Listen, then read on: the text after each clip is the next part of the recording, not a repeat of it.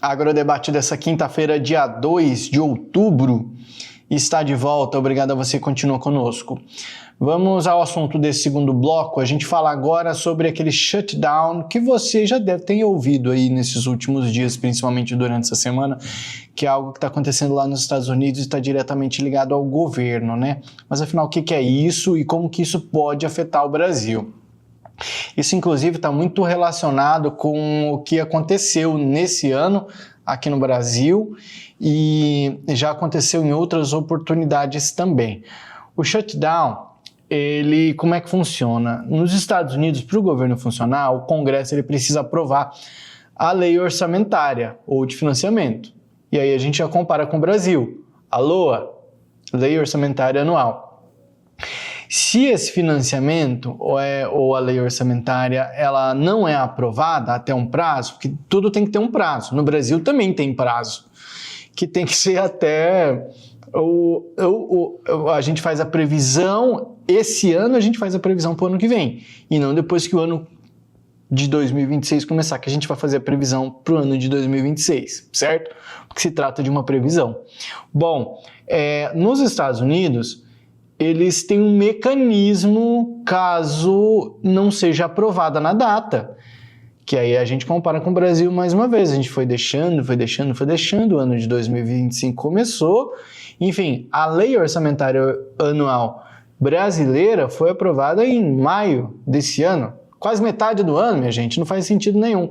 Já nos Estados Unidos, isso não pode acontecer. Se ela não é aprovada na data, o que acontece? O governo enxuga a sua máquina pública para diminuir os gastos. O que é que acontece? Nem tudo fecha, tá? Mas serviços considerados essenciais continuam funcionando. Segurança, operações militares, policionamento de fronteira, etc. Já os serviços não essenciais, eles são temporariamente suspensos.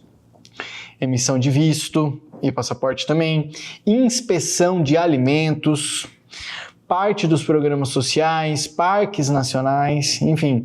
E os serviços federais considerados não essenciais podem ser afastados e deixam de receber. Aliás, os servidores federais considerados não essenciais podem ser afastados e deixam de receber salário até que o impasse seja resolvido.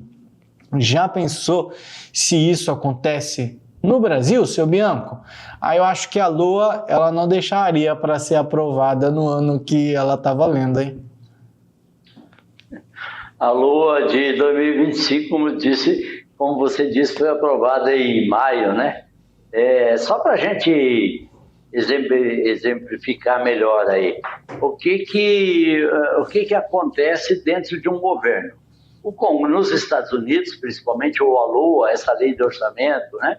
Nos Estados Unidos, vamos fazer o seguinte, o Congresso tem a chave do cofre, certo? O governo está lá com todas as aptidões para pegar um empréstimo, tá bom. Se o governo não estiver fazendo a parte correta e não tiver a aprovação do Congresso, o Congresso não dá a chave do cofre para o presidente. O que acontece com isso? Ele não pode pegar empréstimos, ele não pode pegar nada. Então, hoje, essa semana aqui, ainda está se dependendo de que haja esse acordo entre presidente e Congresso para se dizer o que vai ser baixado, o que é que eles vão fazer. E o presidente tem que concordar com o Congresso, tanto o Senado como a Câmara, né?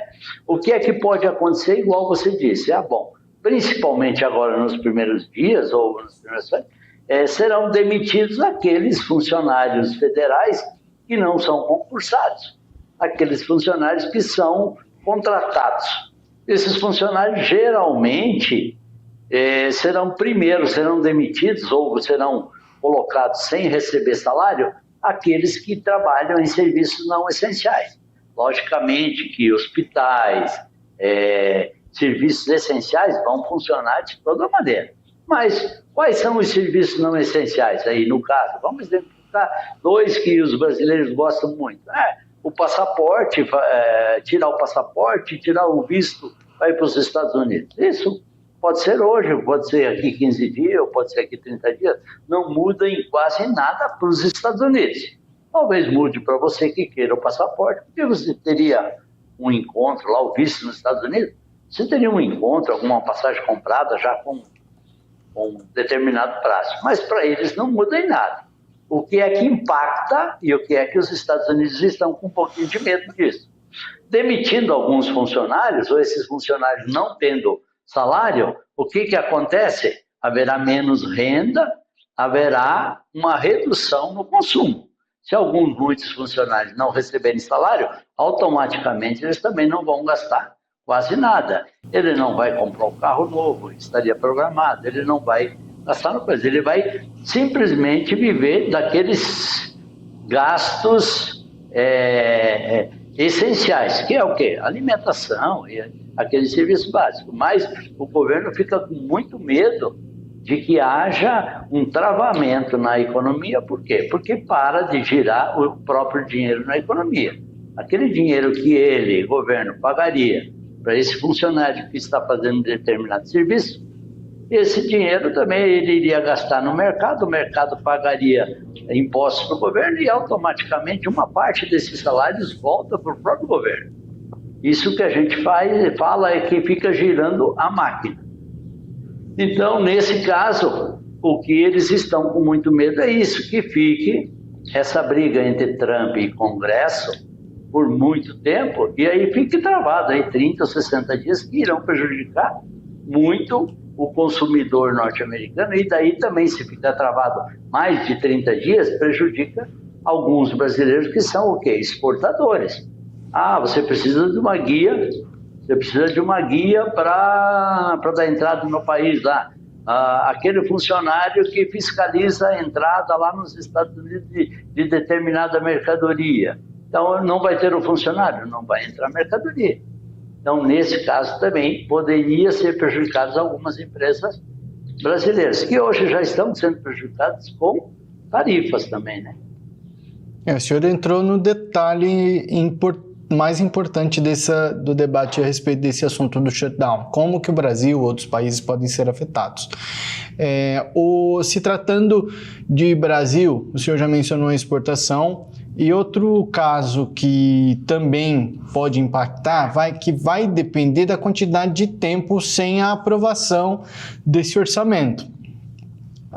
Alguns especialistas aí dizem que, a depender, né, do tempo, pode ser bom, pode ser ruim para o país, enfim. Mas eu queria saber a respeito do dólar. O que pode acontecer com o dólar durante esse período? Digamos que fique 30 dias. Claro que então a gente está falando, né, a depender do tempo que vai ficar sem essa aprovação. Num cenário de 30 dias, o que pode acontecer com o dólar, que daí vai impactar também nas compras, ou este momento não é momento de compra também para o produtor brasileiro? Não, E aí, vamos dizer, para comprar o produtor brasileiro, daí poderia, no meu entender, só que não se sabe quanto tempo vai ficar isso. Pode ser que seja hoje, amanhã. Bom, aqui 6 meses nós vamos dizer, ficou 40 dias com isso. Daí o dólar caiu, o dólar desvalorizou, aí foi melhor. Mas hoje nós não sabemos, não temos nem ideia, né?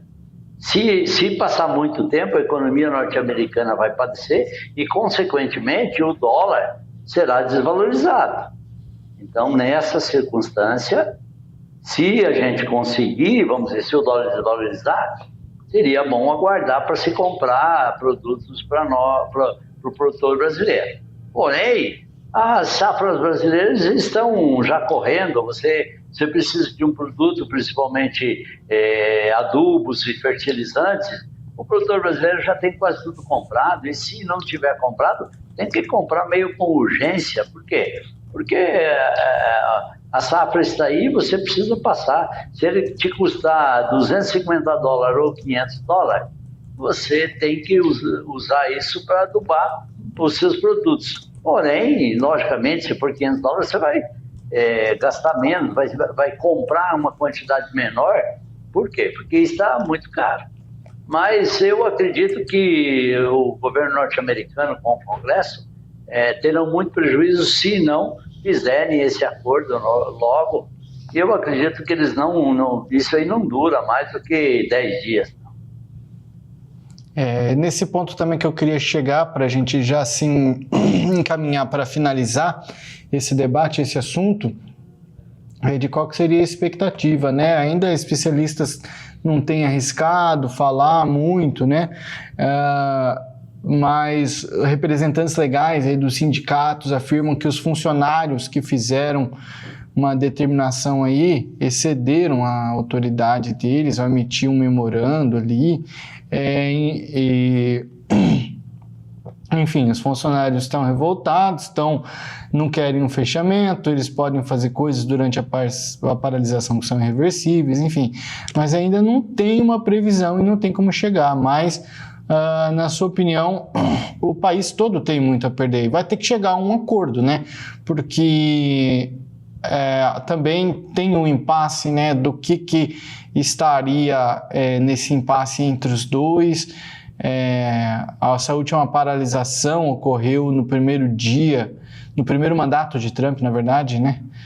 Aos 35 dias de shutdown, os 35 dias de shutdown levaram prejuízo de 3 bilhões de dólares para a economia dos Estados Unidos. Enfim, ficamos no aguardo aí também, porque pode gerar impactos. Bom, se ficar na primeira gestão de Trump, foram 35 dias. Digamos que a gente fique esses mesmos 35 dias, vai haver uma desvalorização do dólar e é oportunidade para o Brasil para comprar mais barato, correto? Tá certo. E o grande medo, principalmente dos norte-americanos, é a teimosia do Trump, né? Porque o Trump, ele começa nesse embate, fala que não abre mão, e o Congresso também não, então aí, de repente, pode ser que vá 35, 40 dias. Aí, o prejuízo para os norte-americanos será grande. Para o produtor brasileiro, de repente, haverá alguma vantagem na desvalorização do dólar. Muito bem, então, seu Bianco, agradecendo mais uma vez aqui, deixa eu ver, bom, antes, bom, é isso aí, tá bom, a gente continua falando sobre isso, daqui a pouco eu chamo o senhor, vamos fazer mais um intervalo então. No próximo bloco a gente vai falar sobre a medida provisória 1300 de 2025, que está deixando irrigantes, aqueles produtores rurais que fazem uso de pivô, apreensivos, principalmente em Mato Grosso, porque isso pode, o uso de pivô, né, usar irrigantes, pode se tornar inviável nas próximas safras, justamente por causa dessa medida provisória que amplia a taxa social de energia elétrica. O intervalo é rápido, a gente volta já.